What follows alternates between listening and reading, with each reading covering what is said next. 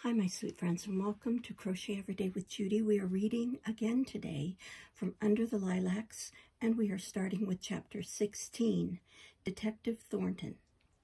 A few days later, Miss Celia was able to go about with her arm in a sling, pale still and rather stiff, but so much better than anyone expected that all agreed Mr. Payne was right in pronouncing Dr. Mills a master hand with broken bones. 2 devoted little maids waited on her, 2 eager pages stood ready to run her errands, and friendly neighbors sent in delicacies enough to keep these 4 young persons busily employed in disposing of them. Every afternoon the great bamboo lounging chair was brought out, and the interesting invalid conducted to it by stout Randa, who was head nurse, and followed by a train of shawl, cushion, footstool, and book-bearers, who buzzed about like swarming bees round a new queen. When all were settled, the little maids sewed, and the pages read aloud, with much conversation, by the way, for one of the rules was that all should listen attentively, and if anyone did not understand what was read, he or she should ask to have it explained on the spot. Whoever could answer was invited to do so, and at the end of the reading, Miss Celia could ask any she liked, or add any explanations which seemed necessary. In this way, much pleasure and profit was extracted from the tales Ben and Thorny read, and much expected knowledge as well as ignorance displayed, not to mention piles of neatly hemmed towels for which Bab and Betty were paid like regular sewing women. So vacation was not all play, and the girls found their picnics, berry parties, and going a visitin' all the more agreeable for the quiet hours spent with Miss Celia. Thorny had improved wonderfully and was getting to be quite energetic, especially since his sister's accident, for while she was laid up, he was the head of the house and much enjoyed his promotion. But Ben did not seem to flourish as he had done at first. The loss of Sancho preyed upon him sadly, and the longing to go and find his dog grew into such a strong temptation that he could hardly resist it.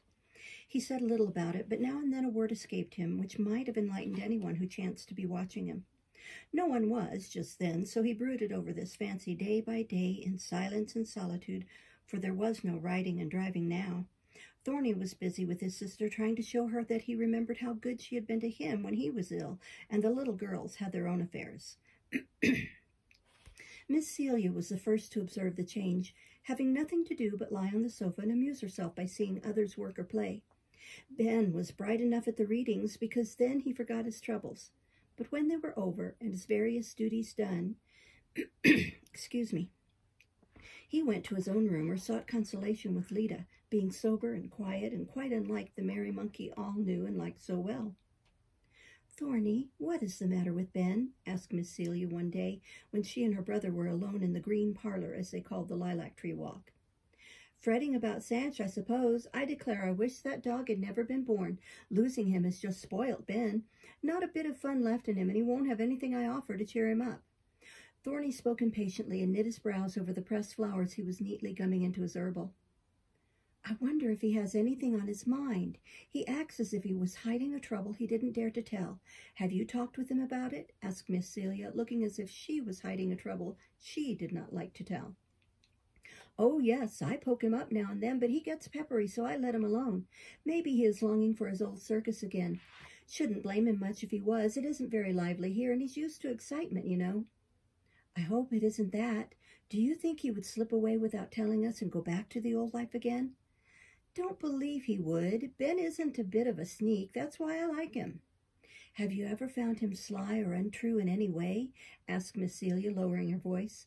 "No, he's as fair and square a fellow as I ever saw. Little bit low now and then, but he doesn't mean it and wants to be a gentleman, only he never lived with one before, and it's all new to him. I'll get him polished up after a while." "Oh, Thorny, there are 3 peacocks on the place, and you are the finest," laughed Miss Celia, as her brother spoke in his most condescending way, with a lift of the eyebrows, very droll to see. "And 2 donkeys, and Ben's the biggest, not to know when he is well off and happy," retorted the gentleman, slapping a dried specimen on the page as if he were pounding discontented Ben. "Come here and let me tell you something which worries me. I would not dare breathe it to another soul, but I feel rather helpless, and I dare say you can manage the matter better than I." Looking much mystified, Thorny went and sat on the stool at his sister's feet while she whispered confidentially in his ear. "I've lost some money out of my drawer, and I'm so afraid Ben took it." But it's always locked up, and you keep the keys of the drawer in the little room? It is gone, nevertheless, and I've had my keys safe all the time. But why think it is he any more than Randa or Katie or me? Because I trust you three as I do myself.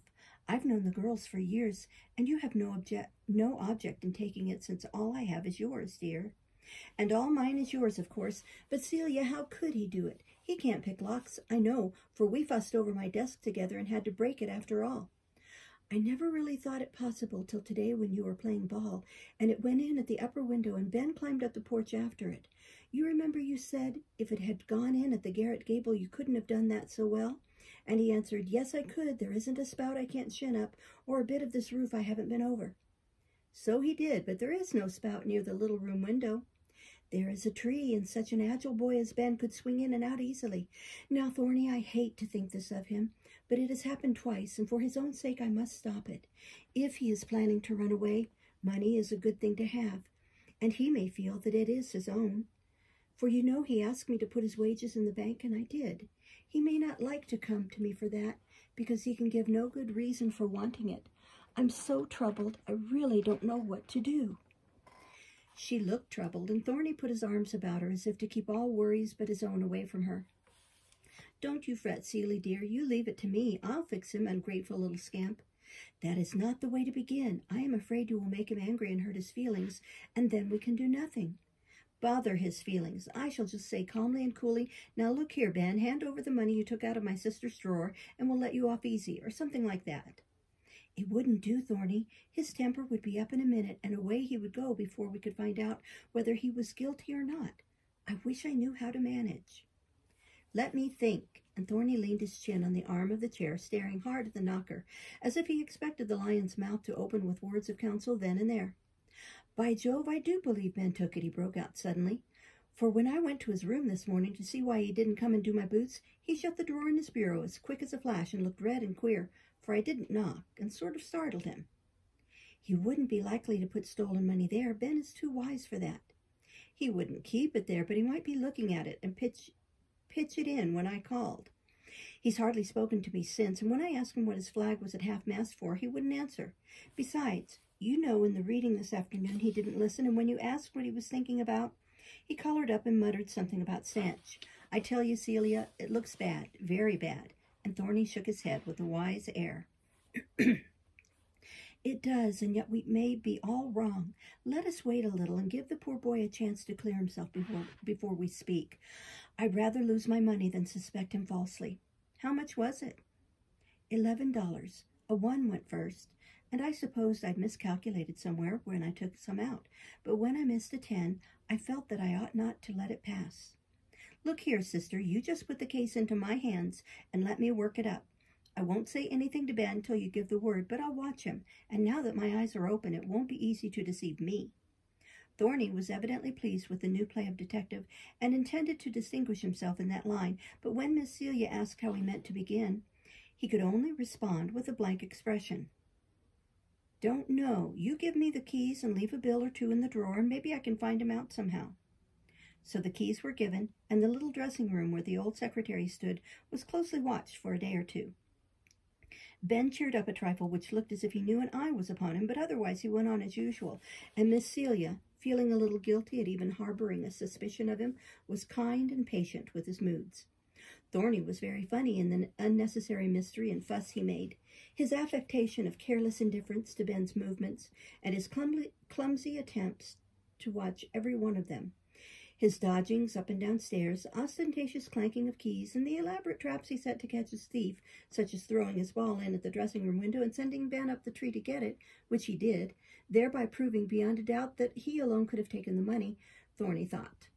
Another deep discovery was that the old drawer was so shrunken that the lock could be pressed down by slipping a knife blade between the hasp and socket. Now it is clear as day, and you'd better let me speak, he said, full of pride as well as regret at this triumphant success at his first attempt as a detective. Not yet, and you need do nothing more. I'm afraid it was a mistake of mine to let you do this, and if it has spoiled your friendship with Ben, I shall be very sorry, for I do not think he is guilty, answered Miss Celia. Why not? And Thorny looked annoyed. I've watched also, and he doesn't act like a deceitful boy. Today I asked him if he wanted any money, or should I put what I owe him with the rest, and he looked me straight in the face with such honest, grateful eyes. I could not doubt him when he said, 'Keep it, please. I don't need anything here. You are all so good to me.' Now, Celia, don't you be soft-hearted. He's a sly little dog and knows my eye is on him. When I asked him what he saw in the dressing room after he brought out the ball and looked sharply at him, he laughed and said, 'Only a mouse, as saucy as you please.'" "Do set the trap there. I heard the mouse nibbling last night, and it kept me awake. We must have a cat, or we shall be overrun." "Well, shall I give Ben a good blowing up, or will you?"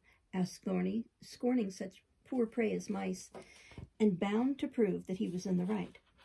"I'll let you know what I have decided in the morning. Be kind to Ben meantime, or I shall feel as if I had done you harm by letting you watch him." So it was left for that day, and by the next, Miss Celia had made up her mind to speak to Ben. She was just going down to breakfast when the sound of loud voices made her pause and listen. It came from Ben's room, where the two boys seemed to be disputing about something. "I hope Thorny has kept his promise," she thought, and hurried through the back entry, fearing a general explosion. Ben's chamber was at the end, and she could see and hear what was going on before she was near enough to interfere. Ben stood against his closet door, looking as fierce and red as a turkey cock. Thorny sternly confronted him, saying in an exciting tone and with a threatening gesture, "You are hiding something in there, and you can't deny it." "I don't." "Better not. I insist on seeing it." "Well, you won't." "What have you been stealing now?" "Didn't steal it. Used to be mine. I only took it when I wanted it." "I know what that means. You'd better give it back, or I'll make you." "Stop!" cried a third voice as Thorny put out his arm to clutch Ben, who looked ready to defend himself to the last gasp. "Boys, I will settle this affair. Is there anything hidden in the closet, Ben?" And Miss Celia came between the belligerent parties with her one hand up to part them. Thorny fell back at once, looking half ashamed of his heat, and Ben briefly answered with a gulp as if shame or anger made it hard to speak steadily. "Yes'm, there is." "Does it belong to you?" "Yes'm, it does." "Where did you get it?" "Up to Squire's." "That's a lie," muttered Thorny to himself. Ben's eye flashed and his fist doubled up in spite of him, but he restrained himself out of respect for Miss Celia, who looked puzzled as she asked another question, not quite sure how to proceed with the investigation. "Is it money, Ben?" "No'm, it isn't." "Then what can it be?" "Meow," answered a fourth voice from the closet, and as Ben flung open the door, a gray kitten walked out, purring with satisfaction at her release. Miss Celia fell into a chair and laughed till her eyes were full. Thorny looked foolish, and Ben folded his arms, curled up his nose, and regarded his accuser with calm defiance, while Pussy sat down to wash her face as if her morning toilette had been interrupted by her sudden abduction. "That's all very well, but it doesn't mend matters much, so you needn't laugh, Celia," began Thorny, recovering himself and stubbornly bent on sifting the case to the bottom, now he had begun. "Well, it would if you'd let a feller alone. She said she wanted a cat, so I went and got the one they gave me when I was at the Squire's. I went early and took her without asking, and I had a right to," explained Ben, much aggrieved by having his surprise spoiled. "It was very kind of you, and I'm glad to have this nice kitty. We will shut her up in my room to catch the mice that plague me," said Miss Celia, picking up the little cat and wondering how she would get her two angry boys safely downstairs.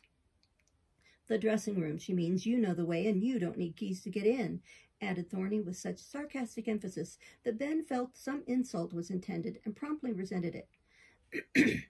"You won't get me to climb any more trees after your balls, and my cat won't catch any of your mice, so you needn't ask me." "Cats don't catch thieves, and they are what I'm after." "What do you mean by that?" fiercely demanded Ben. "Celia has lost some money out of her drawer, and you won't let me see what's in yours, so I thought perhaps you'd got it," blurted out Thorny, finding it hard to say the words, angry as he was, for the face opposite did not look like a guilty one. For a minute, Ben did not seem to understand him, plainly as he spoke. Then he turned an angry scarlet, and with a reproachful glance at his mistress, opened the little drawer so that both could see all that it contained. "They ain't anything, but I'm fond of 'em. They are all I've got. I was afraid he'd laugh at me that time, so I wouldn't let him look. It was Father's birthday, and I felt bad about him and Sanch."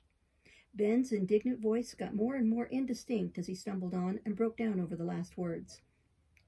He did not cry, however, but threw back his little treasures as if half their sacredness was gone, and making a strong effort at self-control, faced around, asking of Miss Celia with a grieved look, "Did you think I'd steal anything of yours?"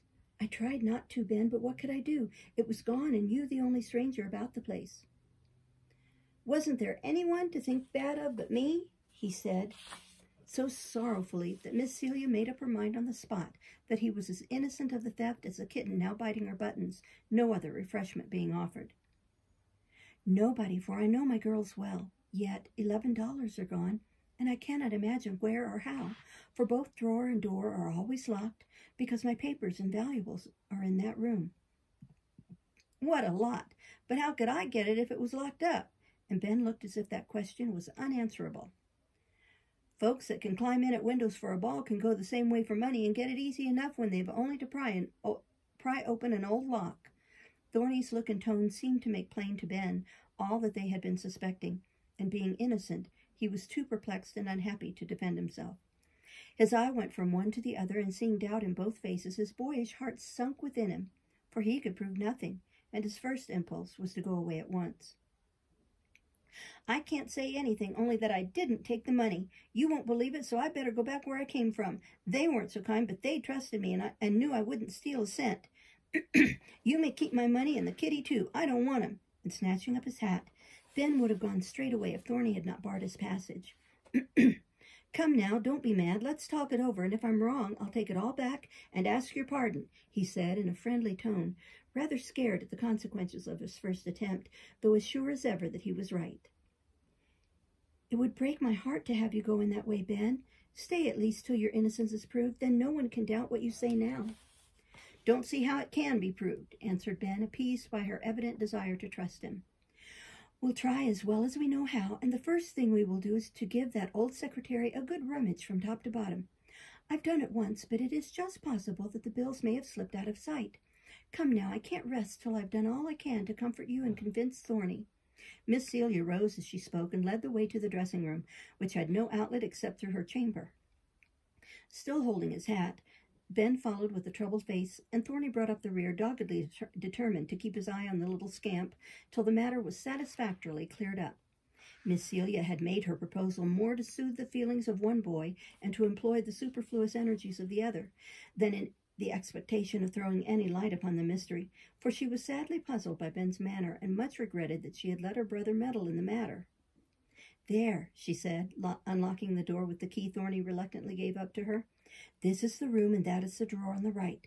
The lower ones have seldom been opened since we came, and hold only some of Papa's old books. Those upper ones you may turn out and investigate as much as you... Bless me! Here's something in your trap, Thorny. And Miss Celia gave a little skip as she nearly trod on a long gray tail, which hung out of the hole now filled by a plump mouse. But her brother was intent on more serious things, and merely pushed the trap aside as he pulled out the drawer with an excited gesture, which sent it and all its contents clattering to the floor. Confound the old thing! It always stuck, so I had to give a jerk. Now there it is, topsy-turvy. And Thorny looked much disgusted at his own awkwardness.